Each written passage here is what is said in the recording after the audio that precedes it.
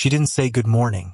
She didn't even look at me, just grabbed her keys, muttered something about needing time, and slammed the door. That was 33 days ago. Since then, not a single text. No, hey, I'm home. No, can you grab milk? Just silence, like I'd stopped existing unless the dishes weren't done. And the thing is, I kept doing them. I kept folding her laundry. I even watered her stupid office cactus because she always forgets. I thought maybe she was going through something. I thought maybe I should just wait, like an idiot.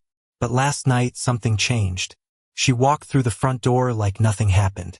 Perfume I hadn't smelled in months. Lipstick I hadn't seen her wear since our anniversary 2 years ago. She floated past me like a ghost in heels. Then, this part makes my stomach twist. She actually hummed, like she was in a good mood. And then, casually like asking what's for dinner, she hugged me. She hugged me. I stood frozen while she smiled and said, "Hey, do you know why my card got declined at the salon today? I had to use my backup one." It's weird. No apology. No explanation. Just a hug and a billing issue. I didn't raise my voice. I didn't even blink. I just looked at her and said, "I don't pay for disrespect." Her face went pale. The smile dropped like a phone losing signal. That moment lasted maybe 2 seconds. Then she said something I'll never forget. Something that made me realize I had no idea who I was married to. And if you think that was bad, wait until you hear what was in her glove box. I didn't ask her where she had been. I didn't need to. Her reaction said everything. She tried to laugh it off, said something like, "Wow, you're really going to act like that over a little spending glitch?" I didn't flinch. I just turned back to folding the laundry and let the silence answer for me. That made her furious. Within minutes, she was pacing the living room, making wild accusations. "So what, you're punishing me now? You're trying to control me with money?" I didn't say anything.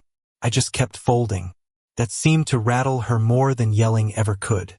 She stormed out of the house, slamming the door harder than she ever had before. This time, I didn't wait on the couch.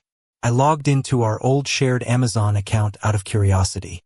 I hadn't used it in months, but she never changed the password. My heart started thudding when I saw recent orders. Cologne I've never worn, a whiskey brand I can't afford, and a sleek leather wallet that definitely wasn't for me. All shipped to our house, addressed to her. I checked our Ring camera history. There he was, a guy I'd never seen before. Mid-30s, clean-shaven, too confident. Walking out our front door during one of the days I was working overtime. He even had the audacity to wave at the camera like he lived here. She wasn't silent because she was stressed. She was silent because she was replacing me piece by piece. I should have confronted her. I should have screamed, thrown something, demanded answers. Instead, I sat there with a folded pile of her clothes and tears I refused to let fall. She came home past midnight and went straight to bed. I pretended to be asleep. But the next morning, she opened her glove box while I was scraping frost off the windshield, and I saw something fall onto her lap. A handwritten note. Not from me. She didn't know I saw the note. It slipped from her glove box as she reached for her sunglasses, landing on her lap like a secret begging to be read. I froze, staring at it through the windshield. I couldn't read the whole thing, but I caught 2 words scrawled in blue ink across the middle, "Last night," and below it, a little heart. It wasn't my handwriting. She tucked it back inside like it was nothing. No hesitation.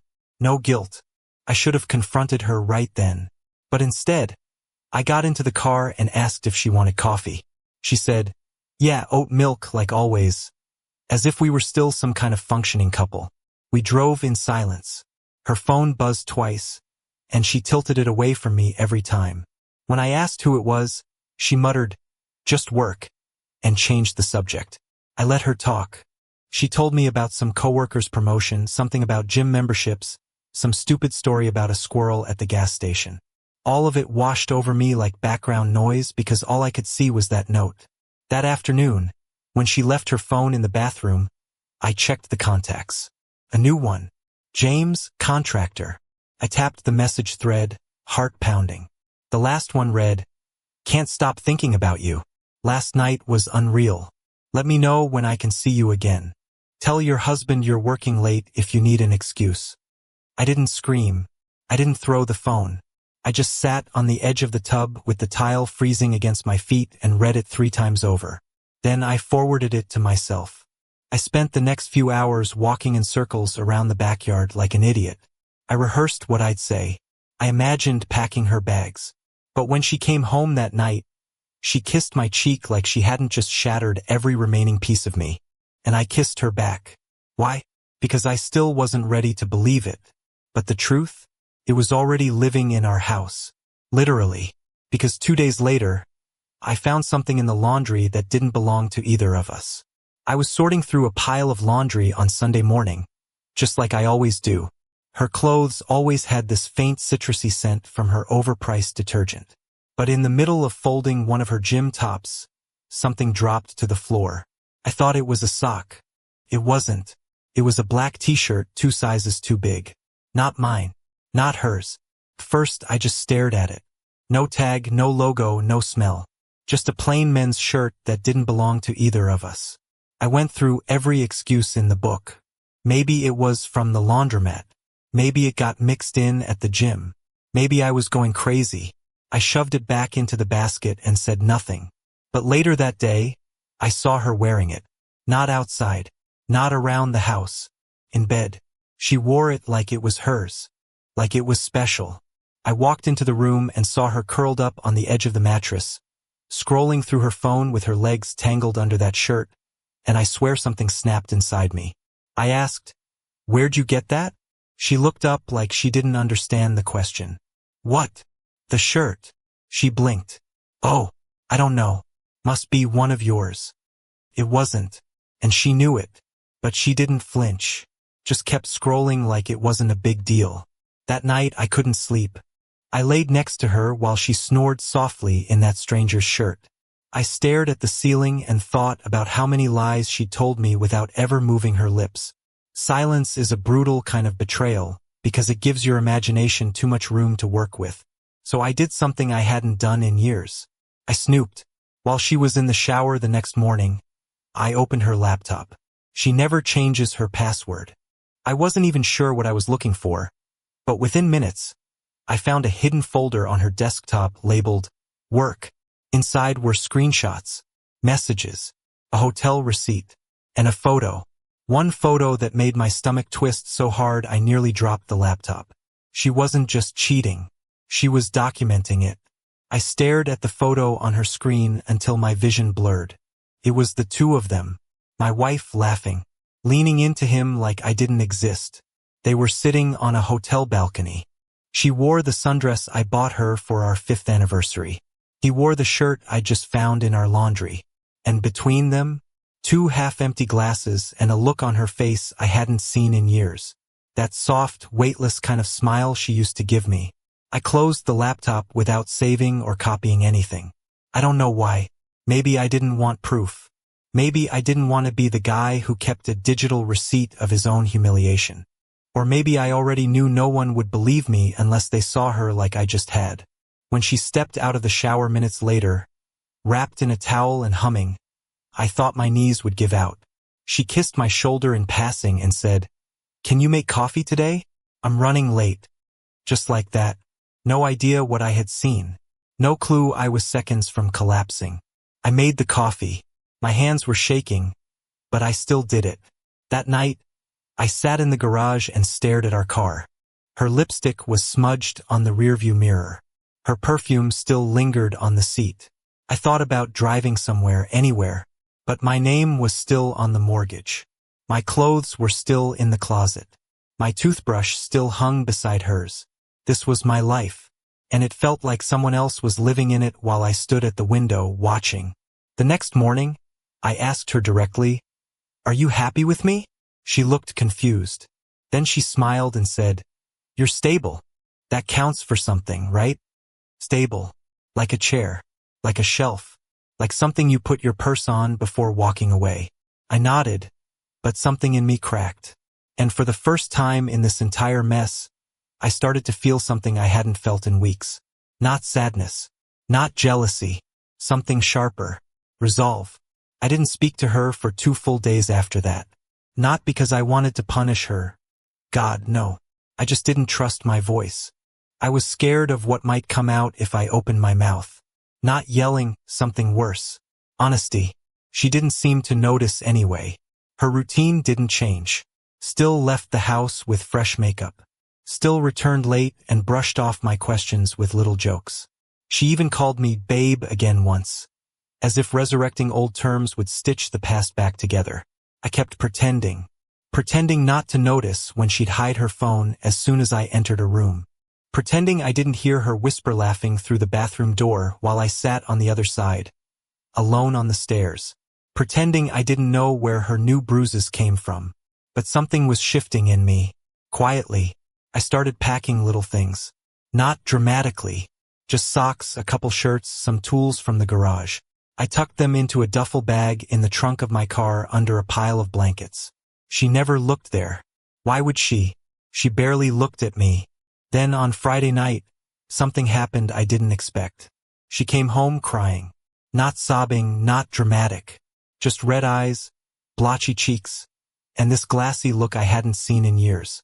I asked what was wrong, and she looked at me like I was a stranger. Nothing. Work stuff, she mumbled. Then she asked, "Do you still love me?" I choked. Not because the answer was complicated, but because I never thought she'd care enough to ask. My mind went blank. I wanted to scream. Why now? After everything? But I just said, "Do you still respect me?" She didn't answer. Just turned away, went to the kitchen, and poured herself wine in the dark. I watched her from the hallway for a long time, and that's when I decided I wasn't going to beg for a place in her story anymore. I was going to start writing mine. Saturday morning, I woke up before her for once. She was still asleep on the couch, wrapped in a throw blanket like it was some shield from everything she'd broken. Her wine glass was still on the floor, half full. The room smelled like silence and guilt. I didn't make coffee that morning. I didn't start the laundry. I didn't do any of the things I normally did to keep our broken machine running one more day. Instead, I opened the storage closet and pulled out a box she hadn't seen in years. My old journals, tucked beneath dusty winter coats and forgotten photo albums. I flipped through one and nearly laughed. The entries were full of hope. Dumb stuff like, "She laughed so hard today she snorted," or, "She called me her favorite person." Those scribbled lines didn't feel like they belonged to me anymore. They read like someone else's memories, someone who hadn't been ghosted in his own home. Then I did something bold, at least for me. I printed the hotel photo. Just one copy. I didn't mark it or write a note. I slid it into the center of our dinner table, placed right on top of the placemat she never used.